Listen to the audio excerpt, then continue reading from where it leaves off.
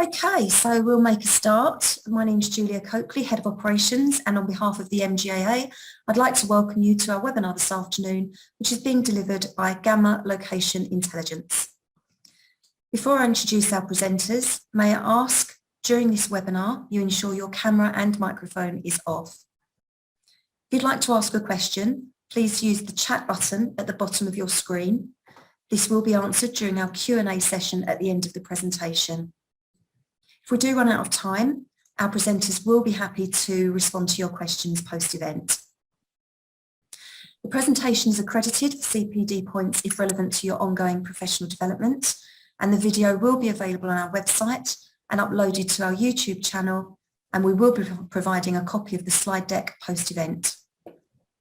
Finally, please take time to answer our survey that we'll issue post-event, as your feedback is essential to us putting on the best quality events for our membership. So today's webinar, Utilising Location Intelligence to Future-Proof MGAs, is being delivered by Gamma Location Intelligence, and I'd like to introduce Richard Garry, Chief Commercial Officer, Gamma LI, and Peter Finch, Chief Technology Officer. Richard has extensive experience in matching location intelligence solutions to client requirements and has been advising property underwriters for over 20 years, dealing mainly with the underwriting, actuarial, claims and pricing functions. Among many projects, Richard guided the development and delivery of applications that improve spatial analysis and location intelligence for MGA Mutual, Prestige Underwriting, Zurich, Aviva and Allianz. Having been consulting clients on best utilisation of spatial solutions since 1998, Richard understands that out-of-the-box solutions does not fit all. His knowledge helps Gamma LI build flexible, customer-centric solutions. Peter has been with Gamma for over 15 years, developing solutions for many of Gamma's larger insurance clients. Peter has been instrumental in leading the development of Perilfinder to become the market-leading cloud-native platform, and we'll talk today about this process and the benefits this brings to Gamma clients. So Richard, if I might hand over to you. Thanks, Julia. Thanks for the introduction and the opportunity to present to your members today. As required, what I do is I just walk through the learning objectives to start with. So what we're going to do is cover 5 things today. We're going to summarize how Gamma's geospatial solution and location intelligence can provide greater insights for MGAs. We'll then explain how customizing Perilfinder can lead to better underwriting decisions. We'll go through the benefits of cloud-based technology to provide rapid data processing and to speed up decision making. We'll then describe the value of building level data to ensure data quality.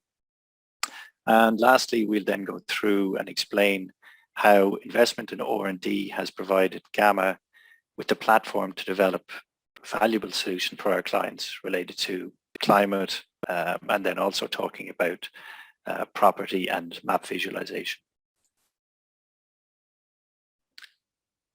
So this is quite a busy slide, but I suppose first off, Gamma have been around since 1993, so we're not quite a startup. As someone said recently, and I hope it was a compliment, although I don't know, said we're long in the tooth.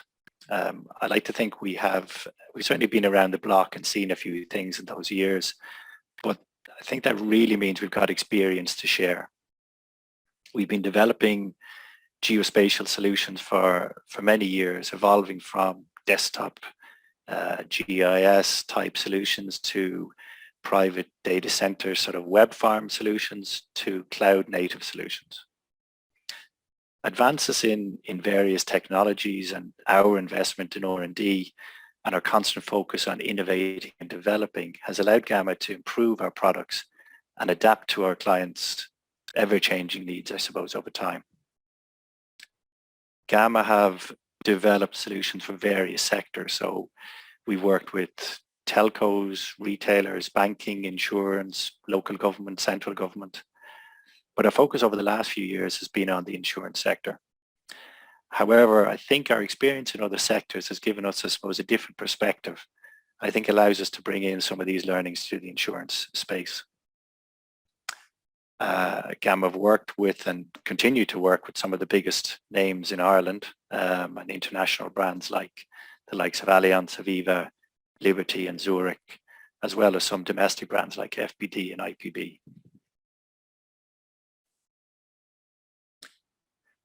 Now, through working in partnership with our clients, we've developed a number of solutions, including Peril APIs, web services for the likes of flood and subsidence and crime, but also our enterprise-grade solution, a mapping solution, Perilfinder, which allows underwriters to review referrals and high-value, say, properties or policies. As a result, we've developed an enterprise-grade cloud-native platform, which is built to deliver access to the right data at the right time. We focused on making our solution user-friendly, but also easy to integrate. We believe that making it easy to work with and integrate works well for our clients and seems to have been a big hit with a lot of our clients' developers.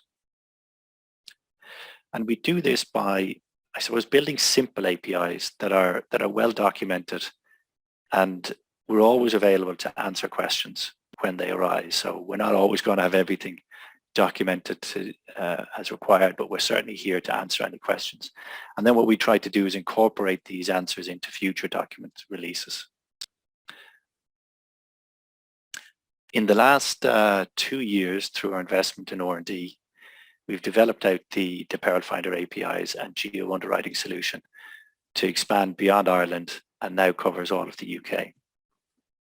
And through our development of SaaS-based pricing model and cloud-native innovation, we can now provide access to the enterprise-grade solution to MGAs at a lot less, so based on usage bundles. Now, none of this would have really been possible without our partnerships. We work with some great partners like JBA, BGS, British Geological Survey, Ambiental, Terra Firma, MetSwift, and of course the Ordnance Survey, to name just a few of them. And through integrating their data and our partners provide information, we then provide access to the data through the APIs, and through, you can visualize it then within Perilfinder. Where there are gaps in our offering, we use our in-house team of geospatial experts, data scientists, and machine learning expertise to develop out data and models. One area that we found we could make some improvements was in relation to crime data, specifically around sort of burglary, criminal damage, and arson. So we use anonymized crime location data from the police services. Now, there's great data available for England and Wales, but it's a little bit more patchy in the likes of Scotland, Northern Ireland, and the Republic. We also use census output area boundaries, which cover approximately 100 houses, and then demographic data about the residential population, daytime population, number of businesses, and other points of interest that might influence crime. We also incorporate road network and drive time analysis to relate these output areas and understand how they interact with each other, and then to put them in context. So once we understand the patterns and the variables that affect crime in an area, we can then use machine learning to create similar models for areas where the data is less available or a little bit more patchy.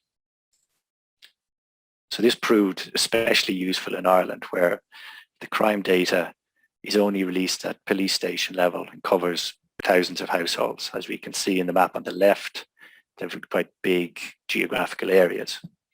So then, using the technique I described earlier, we were able to model this crime data down to clusters of 100 households. As a result, we now have a consistent data set across all of the UK and Ireland. In addition to developing our own data and working with partners and making this data available through the APIs, Gamma have also developed Perilfinder, which is our geo underwriting solution. So Perilfinder allows our clients to identify location risk in seconds. So you can access the information really quickly. Perilfinder is a solution built for large insurers, but it's now available, as I said, for MGAs. It works within a standard browser. After logging into the solution, the user can enter an address or postcode, and a list of options are presented. Then you just choose the option that you want, which saves time, and this then presents the RAG score for the perils that affect that location. So the results are displayed quickly and simply. The RAG scoring makes it easy for the user to make decisions. Gamma used the building footprint, as we can see here, to identify the risk at that exact property rather than at postcode level or even using buffered centroids.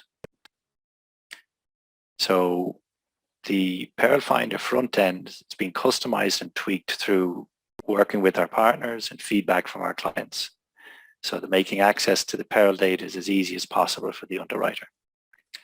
It's designed to allow the user to view the relevant data, but also contains other click-throughs to provide more data if required.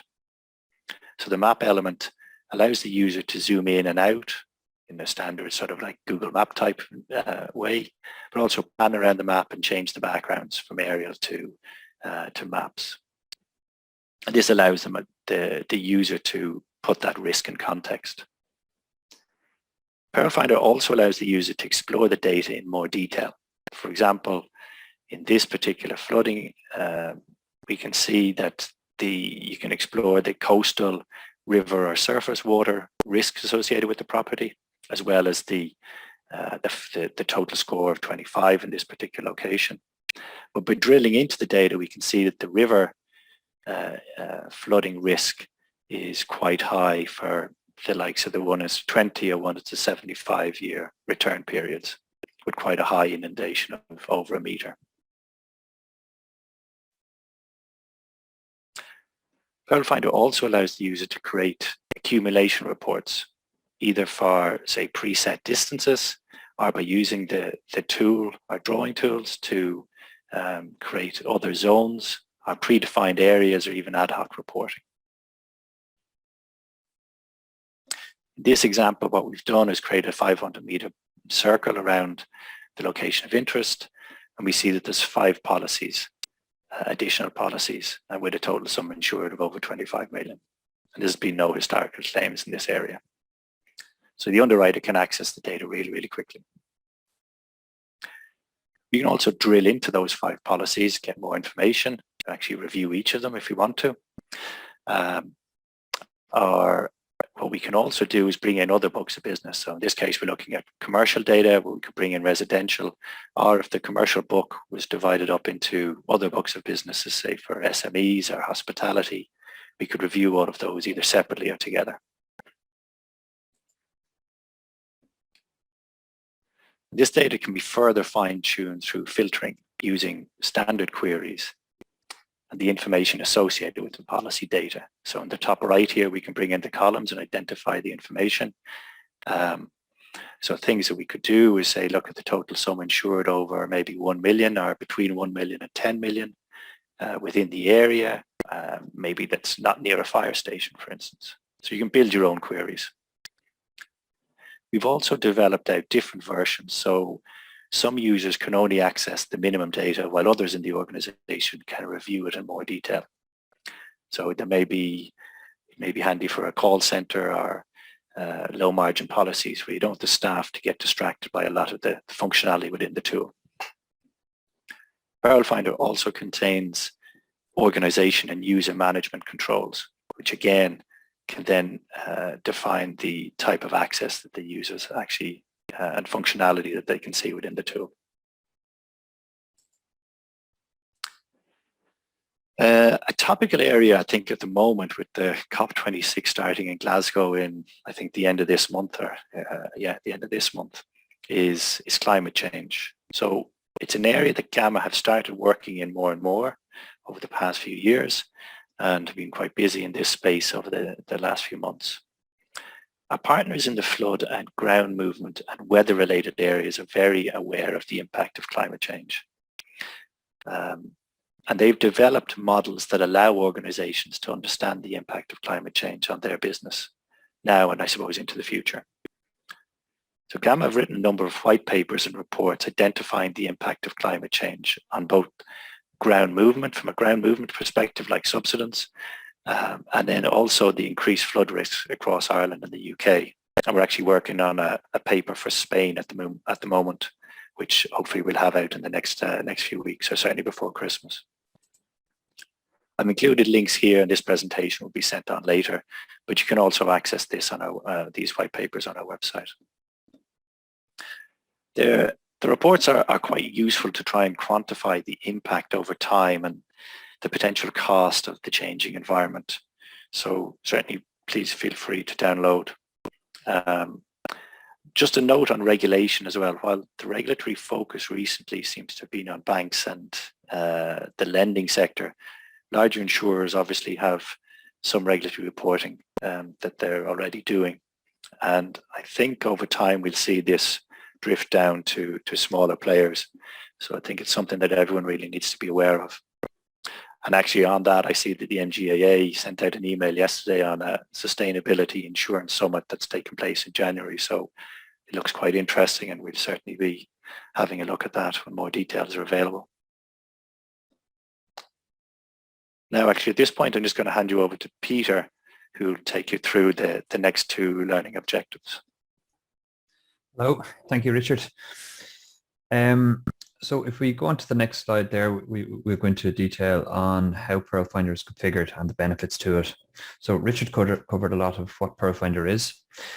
Just to recap, it's cloud hosted and web-based, which means it's very easy to access, and there's no setup in terms of software installation on your side.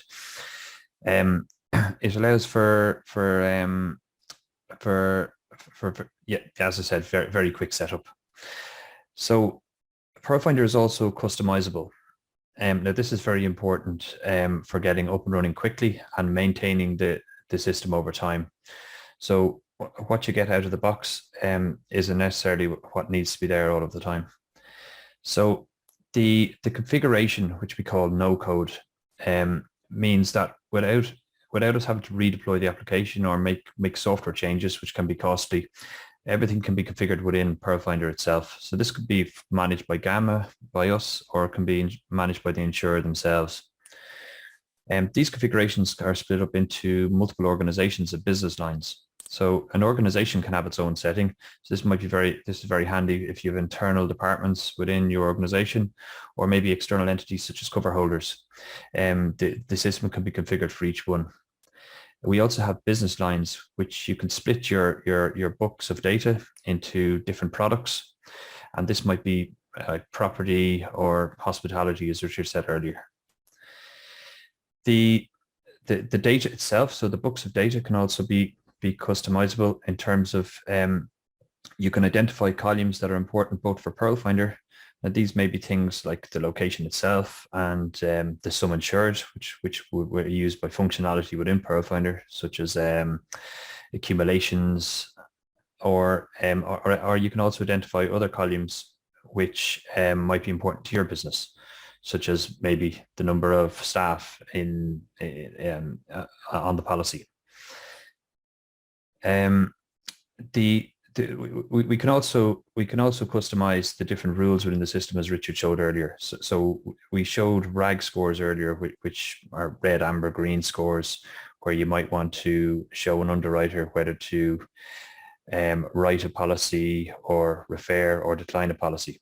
These rules are all customizable. So if we take flood risk, for example, you might have a certain threshold where you might want to set to red if it goes over that threshold. We also have customizable accumulation modeling. So we showed earlier where you could draw buffers around zones. You may want to automatically set RAG rules for sum insured, for total sum insured within a specific area. This allows you to make quick and easy decisions. So why make it customizable? Well, I guess it's really to get up and running very quickly, and also to make changes as your requirements change. So with the configuration-driven design, you can make these changes very easily. There's no hidden costs in terms of change requests. So in a typical software package you might buy, any changes you may want would go into a change request, which is normally charged for. we try and put as much of this into the configuration of the product so we can make these changes quickly and easily. So moving on from that, we're going to talk a bit about the benefits of the cloud. So why we use the cloud and what are the benefits for you. So first of all, we use a cloud native architecture. Now, what this means is it means our products such as Perilfinder are built to run in the cloud. So if we look at historically, we typically would use data centers where we had servers. Then we would have moved that same sort of infrastructure to the cloud, where we had virtual machines running in the cloud. This gives us massive benefit in terms of we didn't have to drive out to data centers and install new equipment. But still at that stage, we're still paying for a lot of resources in the cloud. So that's why we moved to cloud native, where our applications actually only use what they need in the cloud. So what this gives us is it gives us highly available systems, so systems that are up 24/7. And this is very important for APIs that you might want to get real-time information from your sales channels, such as pricing or risk. It also gives us very fast systems. This system will scale up with your business. It's very cost effective as we're only paying for the cloud resources that we need. And it's very, very secure.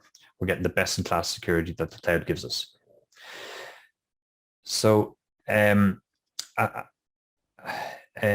as well as that, it allows us to perform very complex data analytics very quickly. So we can get answers to your questions in minutes, not days. And how we do this is typically it might cost the same in terms of time to run one instance for 10 hours as it does to run 10 instances for 1 hour. So that means we can get answers to your questions, maybe such as flood risk or accumulations across your whole book of data very quickly. And we think this puts you on even footing in terms of computing resources as the biggest global insurers. So just to highlight what I was talking about earlier, I suppose it's very hard to describe it in words. We put it into a diagram. In our traditional cloud over on the left-hand side, we have a load balancer with instances behind them. They're virtual machines. And they would be up and running all of the time to answer your questions. So as we move over to cloud native, we look at what we call serverless. So these are little tiny functions that come alive very quickly to answer a question and then disappear. So we're not paying for instances to be running all of the time. This gives a massive benefit, not only in cost, but performance as well, because we could scale up to any amount of queries. So yeah, and that's highlighted in the graph on the right as well. We could see an example of one of our solutions that were on traditional cloud versus serverless. You can see the massive cost benefits there, but it's a lot more than cost. It's all about performance as well. So if we move on to the next slide. So yeah, I just wanted to touch briefly on the benefits of open source technology stacks. So all of our solutions are built on top of open source technology. This is very commonplace now, and open source has become the standard. But more than that, it allows us to build really for the cloud. So rather than being dependent on vendor software, which we'd have to install on and very specific infrastructure in the cloud, it allows us to build our solution in the cloud native way like we described earlier. It also gives us very high quality software. These open source projects we use are all vetted and they're all maintained by us and many other large organizations around the world. There's no vendor lock-in. So we're not beholden really to third parties if issues arise. It allows for more straightforward licensing as well. So that there's no complex third parties that we have to take into account for licensing. It gives us better security as well. In terms of there's a lot of eyes looking on these big open source projects. So moving on then, we talked about security briefly earlier, but just to go into more detail on that, we think we bring the best in class security using the cloud. We can host your data in your jurisdiction, so no matter where that is. So if you're in the UK, we can host all of the data and the entire infrastructure in the UK region. We can set up very secure connectivity to that as well. So Although you can access Perilfinder over the open internet, we also have options around VPNs or direct connections between your office or data center to ours as well. So there's plenty of options there. Your data is also encrypted at all times. So when you're using it in the browser, all the way to where it's stored in our servers, the data is always encrypted. Gamma LI are also ISO 27001 certified. This brings best-in-class processes and security procedures into Gamma, and we are also audited multiple times a year, which really helps us keep on top of the latest security standards. We also run Powerfinder in a zero trust architecture. What this means is that if you're in the office or working from home, we treat the user equally. So you're not getting any special access by being in the office. We think this gives it's an overall better approach to security. This has worked well for us over the last 18 months, like with the increase of remote work and people working from home. So, okay, so yeah, I think that's the end of my content there. So I'll hand back over to Richard. Thank you very much, everyone. That's great. Thanks, Peter, for that. So moving on, what I'm going to do next is just describe the value of building level data. So what exactly are we talking about here? I suppose there's probably two aspects to building level data.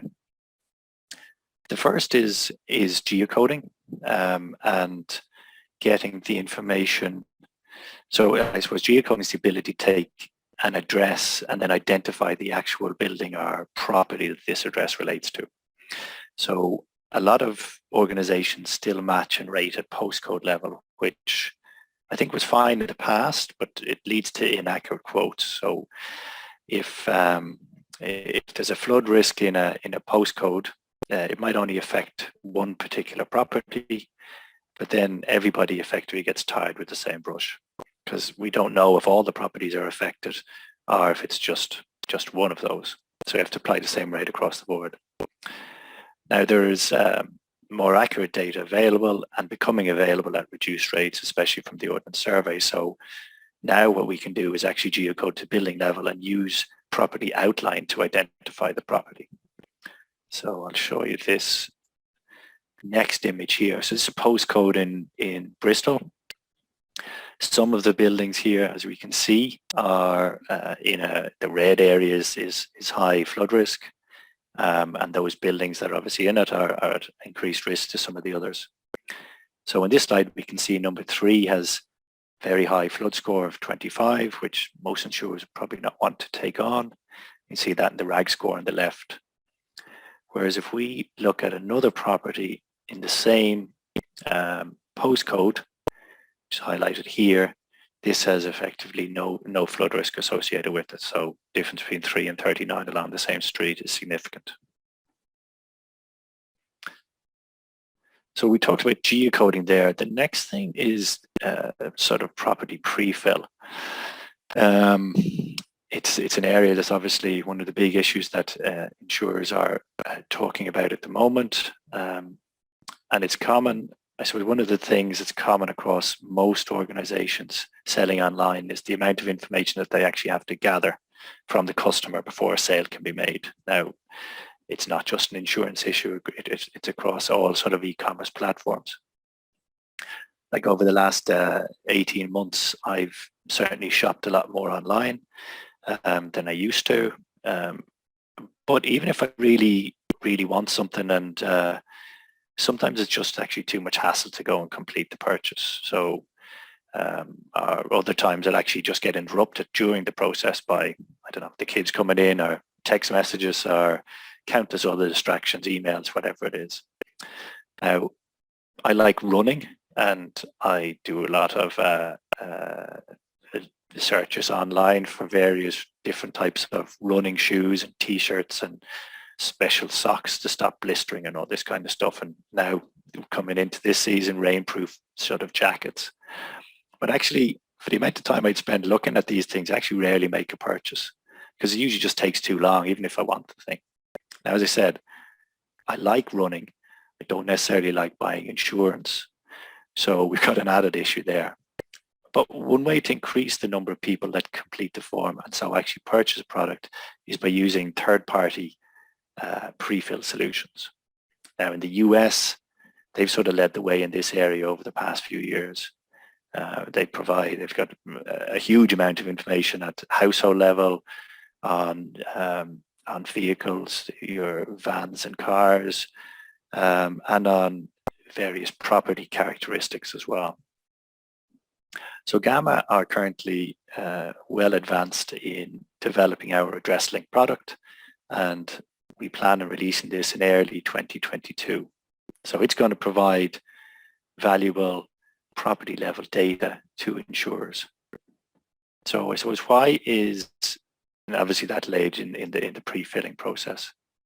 So why is property level data and pre-filling so important? Well, we've sort of talked about that already.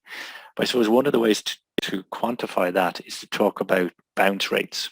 So bounce rates as defined by Google Analytics it's the percentage of single page visitors to a website. So insurance usually takes a lot more than, it's a complex purchase, more than one page. So if people then leave, as in bounce, before they either find what they're looking for, or if they leave because the page is just too complex to complete. There's lots of research available on this, but some of what I found here is from Content Square, where they're looking at a bounce rate of across industry of 47%. So that's looking at like about half the people leave after only looking at one page. So they don't even move on to the second page. Now it's slightly different in a retail context and probably for insurance as well. It's more like 20 to 40%, but still any of these large percentages like this are obviously going to affect the bottom line. So why is Prefill so valuable? The first reason is to, I suppose, improve the customer experience by using that third-party Prefill API. The insurer can pre-populate the relevant fields. And then the customer, they just need to validate it and approve the information. So this saves time and energy, obviously. Where a form is pre-filled, the customer only needs to review it, not actually spend a lot of time thinking about the answer. So already there, they can just approve it. This saves the time, and the less time obviously spent, the more likely, as we've seen earlier, the more likely you are to actually go and complete the exercise. So reduce the amount of time a customer spends on completing the form. It'll increase our conversion rates. So in this graphic here, we're looking at bounce rates. Obviously, if they go down, then the more people that convert, or the more people that complete the process, your conversion rates are going up, your quotations are going up, and hopefully your sales are going up at the end of it all. So now that we understand, I suppose, why form pre-fill is important, how can Gamma help? Well, when we launch AddressLink next year, we'll be providing the information required to complete these complex forms. So things like number of stories, property size, number of rooms, bathrooms, year of construction. Our approach is going to focus on high quality data sources that we'll analyze, curate, and validate so that we can provide the confidence to our clients that the data can be trusted and is reliable. Each record will have a confidence score, and we'll also have a curated score based on the data source. Any data gaps, as there always are, we'll fill these using AI and machine learning. But where this is done, we'll score appropriately. There's still obviously work for us to do in this space, but hopefully we'll be back with the MGA at some stage next year to talk about AddressLink. Now, we're just going to move on now, and we're going to talk about the general geospatial solution, sector here. Yeah, okay. So in the past, as I said, Gamma have worked across various sectors related to our clients' requirements, and we've probably been reactive in terms of how we would develop solutions. So our focus with the insurance sector is that we felt that that's probably not the best strategy. So we decided to ramp up our commitment and investment in R&D. So it's a really a key driver for everything that we do, and obviously is for many organizations. So what research and development enables an organization to do, and us in particular, is to develop unique selling points, create competitive edges, whether that's sort of in developing the new products or existing processes, our technology, or making our technology more competitive, or even through sort of reducing our maintenance and running costs and innovating. So we've seen a lot of that, as we just sort of discussed earlier, in our migration through various iterations of a development of Perilfinder and into becoming a cloud native platform. So all of this obviously leads to improved products, which we can then pass on to our clients. Another sort of key benefit that we've identified with R&D is the environment that's sort of created by that collaboration. It invites a much more open organization. We're more open to ideas and opportunities. And this helps us in our ability to recruit new staff, but also to hold on to the staff that we've already got. Most of our staff have been with us for years. And we see R&D as being sort of a crucial factor in that. Now, there's also the not insignificant benefit of tax breaks from most governments to encourage research, which certainly helps. So through our investment in R&D, we've been able to pre-build and preempt our customers' requirements. Now, this works well. We're still flexible to our customers' needs, so we can still customize if needed. Gamma found that through R&D, we've been able to stay ahead of our competitors while providing quality service to our clients. And Gamma continually evolved over the years. An example of this is our sort of transition from that desktop-based GIS across to our cloud-native solutions.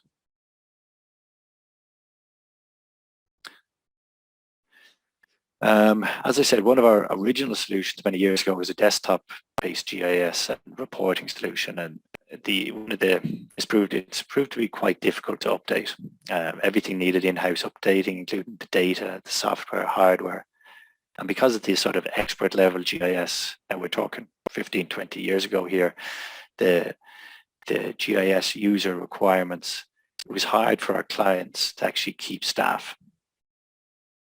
So what we did, we simplified the solution. We worked with the organization, and I suppose what we did was sort of remove that requirement for expensive in-house staff. But there were still problems with updating systems because it was on site, dealing with web farms and all that, which was time consuming. So then further advances in mapping made the advent of sort of Google, Bing and OpenStreetMaps allowed Gamma to develop previous versions of Perilfinder as a browser-based mapping application. And then with sort of further developments of recent versions of Perilfinder, we now are a fully cloud-native solution. So other advances in data processing has enabled larger data sets to be processed quickly, and then that data is compressed so that we can get the results much easier and quicker, as Peter talked about earlier, by loading up many machines rather than putting it on one and running it over time. Updating data in the cloud is much easier. And then with the advent of data integration platforms like FME, which we use, it's made updating and transforming and publishing data in the cloud much more straightforward. Many organizations' acceptance of the cloud has also changed. So it's evolved, it's certainly changed over the past few years. I mean, when we started with this many years ago, it took many months to actually get through the process dealing with various stakeholders from compliance and data protection and data security and legal. Now it still takes time, but certainly not anything like it used to in the past. And obviously one area that certainly helped for us in that is have an ISO certification. It certainly makes the onboarding quicker. So in addition to sort of technology-based R&D, as we've talked about a lot, we found it sort of valuable to invest in in data research to improve and augment our solutions. So while Gamma partner with many of the best data partners and providers across Ireland and the UK, like I mentioned earlier, JBA, Ambiental, BGS, MedSwift, Terra Firma, TOS, we're always on the lookout for new data that could help improve our clients' decision making. So if you're watching this and you have any data, please certainly get in touch. We're very keen to talk to anybody with good quality data. But an example of an area where we thought we could improve on the offering was the crime data set. So as I talked about earlier, there is fantastic data available for England and Wales, but not necessarily for other parts. So we were able to model that and fill in the gaps using demographics and our geospatial skill sets in AI. Another example is actually how we've created a motor collision model for Ireland that links accident locations to road segments and road traffic, and then maps these back to neighbourhood level based on their propensity or the likelihood of somebody living in one place to use that road segment where there's a high risk of collision. As part of our research strategy for next year, we'll be exploring the potential to roll out this to other countries as well. So again, watch this space, we'll keep you updated. We see this also as having potential applications beyond the insurance sector. So as I said, we work in lots of other sectors as well. One area we're keen to sort of explore is sort of road safety, or even advising road authorities or local government in terms of road planning, realignment or signage to reduce these collisions.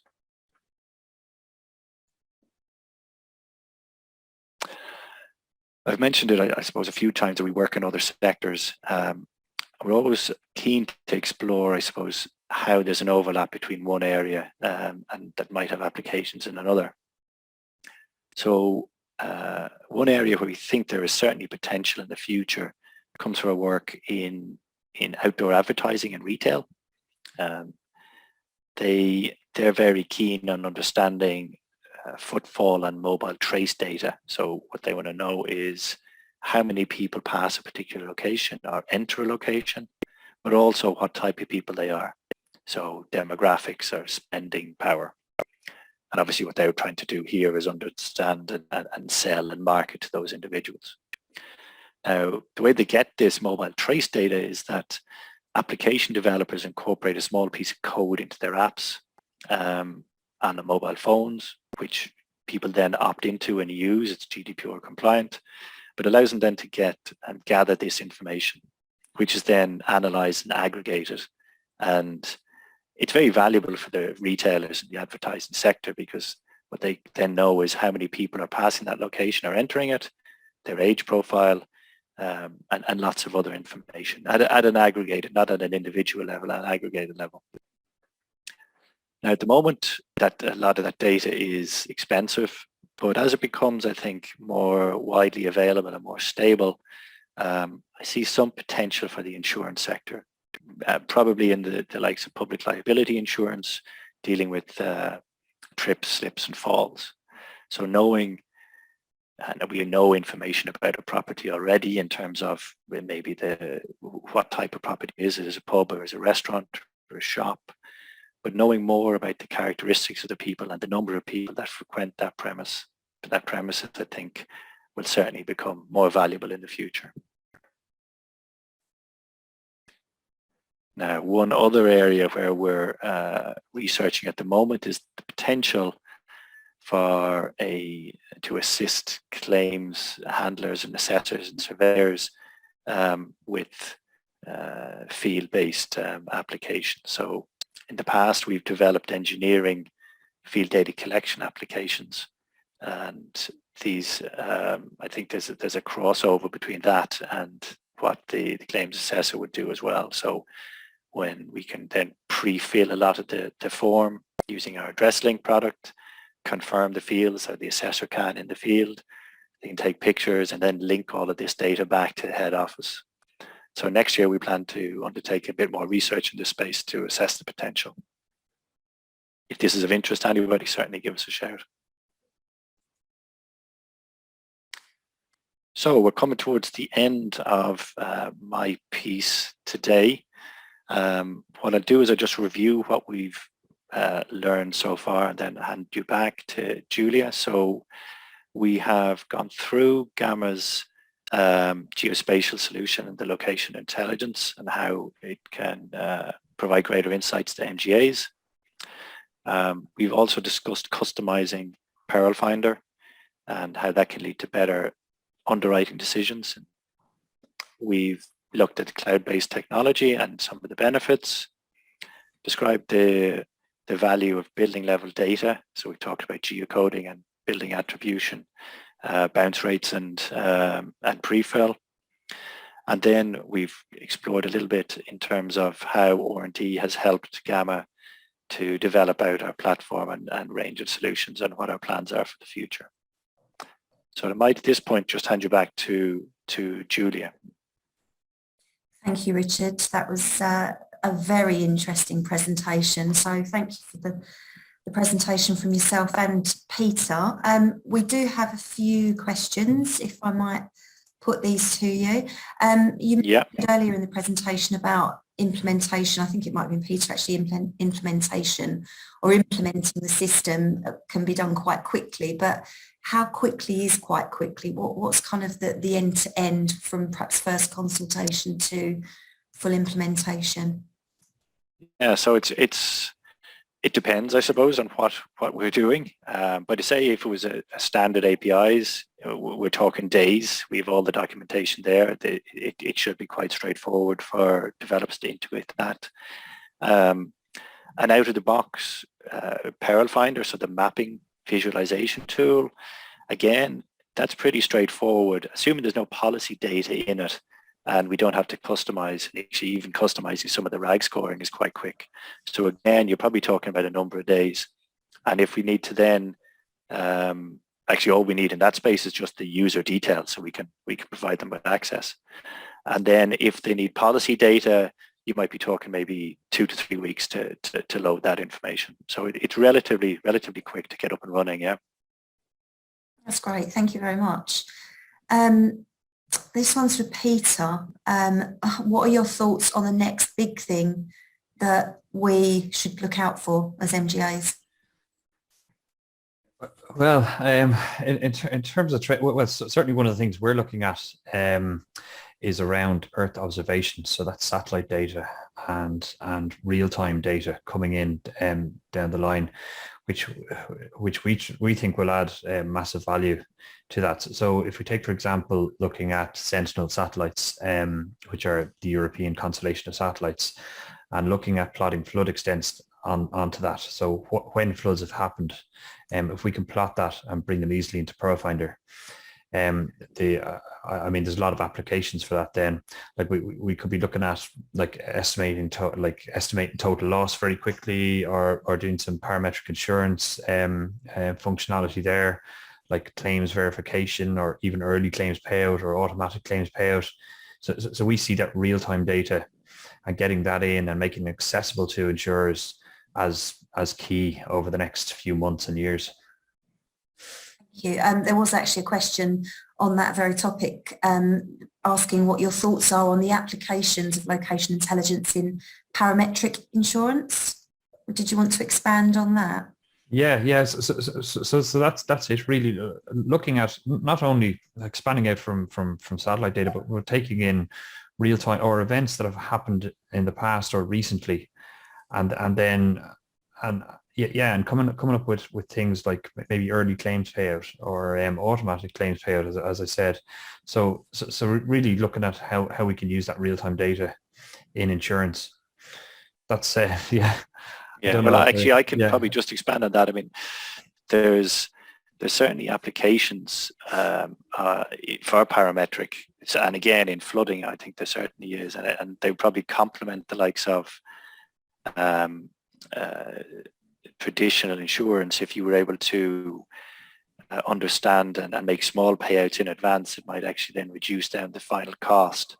I suppose one of the things you need to just be aware of and I think we all need to be aware of here, is reaching agreement on the quality of the data available and the frequency of it, and then everybody agreeing on what those triggers are for payment, to make sure that they're happy with it. I think there's still a little bit of work to be done in that space, but look, it's only a data gap that needs to be filled.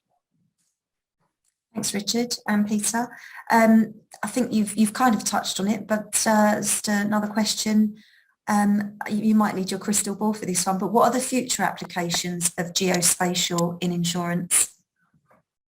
Yeah, this is one area I think that that we didn't touch on in the presentation, but we'll certainly be looking at in the future, is probably application in crop insurance.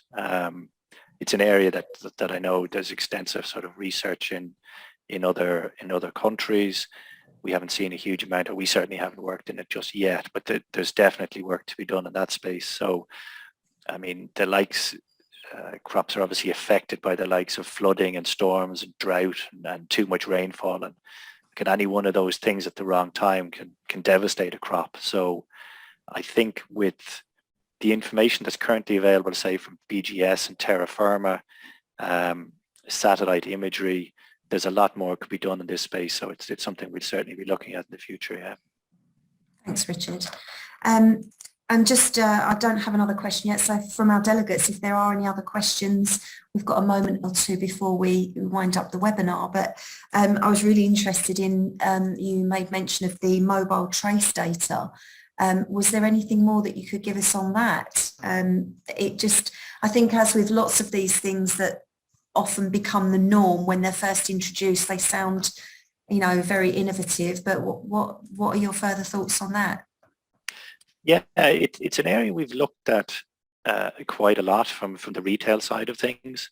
And there's loads of different ways of crunching the data. Well, first off, it's an absolutely massive data set, because it's effectively every phone that has these apps on it is getting pinged to a central server every few seconds, or every second, or even parts of a second. So, and that location information is then stored.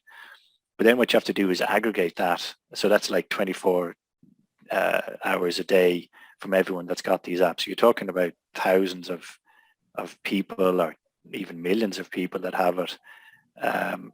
Then you have to aggregate the information and make sure you're being compliant with all sort of data protection regulation in whatever jurisdiction you're in. So it looks fantastic if it can be done right. There's just limitations on it. At the moment, it can be expensive to access the data.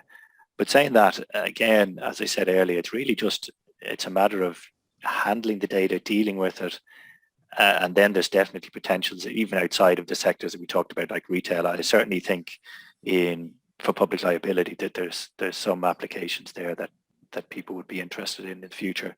Now, the cost of the data isn't insignificant, so that's something that needs to come down.